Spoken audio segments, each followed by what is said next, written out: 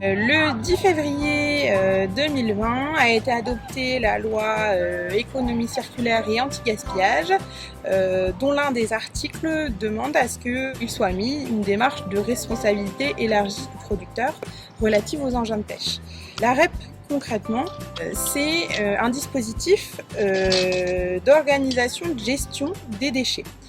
Le producteur est identifié comme étant celui qui fait la mise en marché, celui qui vend le produit neuf. Ces metteurs en marché ont donc la responsabilité opérationnelle et financière de mettre en place un schéma permettant de bien gérer les engins de pêche quand ils arrivent en fin de vie.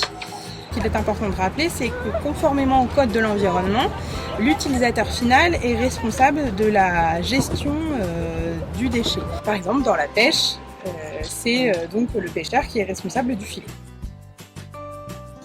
On a identifié dans le cadre de l'étude pêche propre qui a été lancée par la coopération maritime qu'il y avait deux gisements principaux d'engins de pêche. Sur les filets en polyamide, on a pu les recycler par exemple pour l'industrie automobile, pour des tableaux de bord, ou bien alors pour des lunettes solaires, puisque ça a été retransformé en granules et réinjecté dans un matériau pour faire un nouveau produit.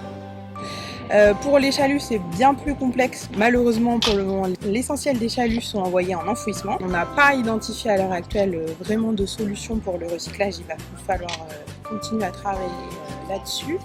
Cette démarche de responsabilité élargie du producteur n'est pas encore mise en place, mais une organisation efficace devra voir le jour prochainement afin d'être effective au plus tard le 1er janvier 2025.